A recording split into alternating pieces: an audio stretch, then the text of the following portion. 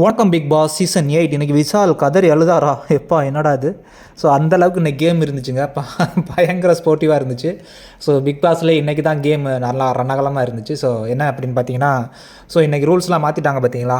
So நேற்று வந்து அந்த கல்லை மட்டும் பறக்கி பறக்கி வச்சுக்கிட்டு இருந்தானுங்க. ஸோ இன்றைக்கி வந்து கல்லெல்லாம் பறக்கி மட்டும் வைக்காமல் அதை கோட்டை மாதிரி கெட்டுங்க அப்படின்னு சொல்லிட்டு அப்போலாம். ஸோ அதுக்குரிய ரஃப்பான படம்லாம் கொடுத்துருந்தாங்க. ஸோ எல்லோரும் காமிச்சாங்க. ஸோ அந்த ஜெஃப்ரி டீம் என்ன பண்ணிட்டாங்க அப்படின்னு பார்த்தீங்கன்னா, அந்த கோட்டை மாதிரி கெட்டி நடுவில் ஒரு கேப் இருக்கும்ல, அதுக்குள்ளேயும் கல்லை வச்சுட்டானுங்க. ஸோ கொஞ்சம் ஸ்ட்ராங்காக. ஸோ அப்படி அது வந்து ரூல்ஸில் இல்லை. ஸோ அதை வந்து ராயன் பார்த்துட்டு கல் உள்ளே இருக்கடா அப்படின்னு சொன்னால் ஒரு கல்லை எடுத்தானுங்க.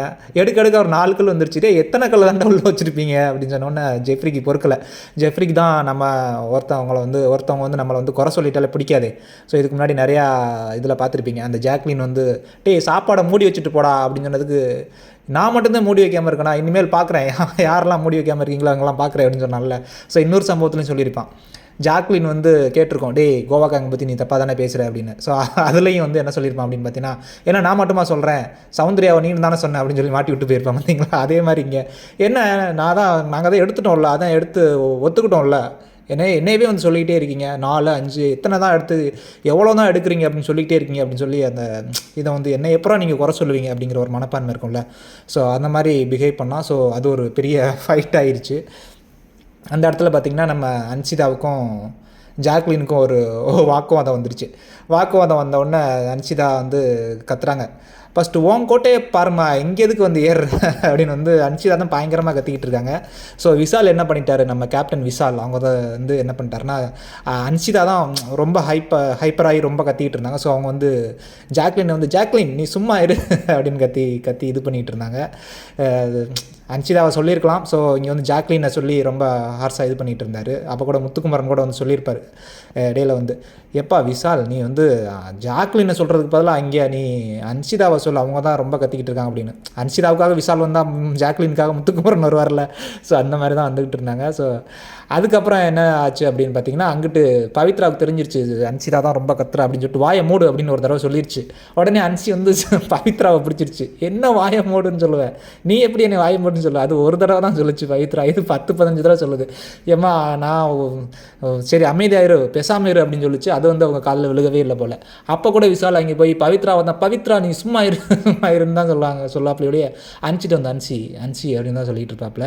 ஸோ அதனால் இதை வந்து கண்டுபிடிச்சிட்டானுங்க. ஜாக்லின் வந்து அங்கேருந்து சொல்லுது, இங்கே பாரு ஜாக்லின்னா எப்படி கத்துறான், இங்கே அசீன்னா என்ன அப்படின்னு சொல்லிகிட்டே இருக்கான் பாருங்க. உடனே அது அங்கேருந்து அன்சிதா பிடிச்சி ஏற்றி விடுது நம்ம விஷால்கிட்ட. என்னை வந்து நீ திட்டு, அங்கே பாரு சொல்லிகிட்டு இருக்காங்க பாரு, நீ எதுவும் பண்ண மாட்டேறீங்க. உடனே விஷால் அங்கேருந்து ஜாக்லின்ட்ட வராப்பில் தானாக காலை விட்டது மாதிரி. ஸோ அங்கேருந்து ஜாக்லின்ட்ட வந்து கேட்கவும், என்ன எப்படி சொல்கிறீ அப்படின்னு. ஆமாம் நீ உண்மையிலே அப்படி தான் பண்ணுற, என்கிட்ட ஒரு மாதிரி பேசுகிற, அவங்கள்ட்ட ஒரு மாதிரி பேசுகிற அப்படின்னு சொன்னால் ராயன் பிடிச்சிட்டான். ஸோ எங்கிட்ட முத்துக்குமரன் 3 பேர் எல்லோரும் பிடிச்சோன்னா ஐயோ மாட்டிக்கிட்டோமே அப்படிங்கிறது மாதிரி சமாளித்து பார்த்தாப்புல. சமாளிக்க முடியலை. ஸோ ஏன்னா அவர் உண்மையிலே அவர் அன்சிதாக்கு வந்து சப்போர்ட் தான் பண்ணார். அவரை அறிஞ்சு பண்ணாரோ அறியாமல் பண்ணாரோ, பட் வந்து சப்போர்ட்டிவாக தான் பேசினார். ஸோ அதை வந்து எல்லோரும் கண்டுபிடிச்சிட்டாங்க. ஆக்சுவலாக அந்த தப்பே அந்த ஜெஃப்ரி டீம் மேலே தான், அந்த கல்லை வந்து உள்ளுக்குள்ளே புதைச்சி வச்சுருந்தது. ஸோ அதை ரஞ்சித் போய் கேட்கும்போது கூட ரஞ்சித்துட்டு கூட எகிரிட்டு வருவான் ஜெஃப்ரி.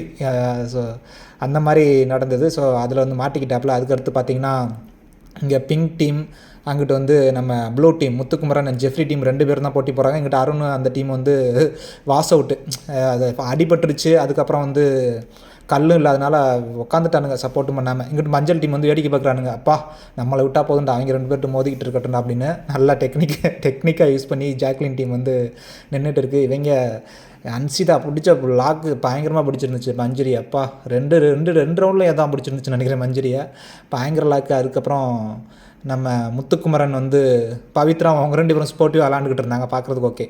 அப்புறம் இங்கிட்டு பார்த்திங்கன்னா ஜெஃப்ரி தீபக் அவங்க 2 பேரும் கூட ஓகே. ஆனால் இவங்க இந்த பெண்கள் 2 பேரும் பிடிச்சிருந்த புடி தாங்க சரியான புடி பிடிச்சிருந்தாங்க. செம்மையாக பார்க்குறதுக்கே நம்மளுக்கே பயமாக இருந்துச்சு. ஸோ எப்படியோ அதை பார்த்துட்டு இங்கே விஷாலுக்கு பொறுக்க முடியல. ஐயோ ஏதாவது ஆயிருமோ, அன்சிதாவுக்கு ஆயிருமோ அப்படிங்கிற ஒரு இல்லை வந்து நம்மளை வந்து அன்சிதாவுக்கு சப்போர்ட் பண்ணதை கண்டுபிடிச்சிட்டாங்களே அப்படிங்கிற ஒரு பயமாக ஒரு ஃபீலிங்காக, இல்லை ஒரு என்னன்னு தெரியல. ஸோ கதறி அழுகிறாப்புலடி, பார்த்துடா எதுவும் ஆயிரப்போகுதுடா அமைதியாக இருக்க சொல்லுங்கடா அப்படிங்கிற மாதிரி கதறி அழுகிறாப்புல. ஸோ அது உண்மையான பாசம் நேசமாக இருந்தால் ஓகே, அக்செப்ட் பண்ணிக்கலாம், ஒன்றும் பிரச்சனை இல்லை. ஸோ இதுதான் இன்றைக்கி நடந்தது, விஷால் கதறி எழுதுறதுக்கான காரணம். ஸோ எனிவே அந்த பார்ஷியாலிட்டி பார்க்காம இருந்திருந்தால் இன்னும் கொஞ்சம் நல்லா இருந்திருக்கும் அப்படிங்கிறது என்னோட கருத்து. உங்களுக்கு ஏதாவது தோணுச்சுன்னா கமெண்ட்டில் பண்ணுங்கள். Thank you, see you.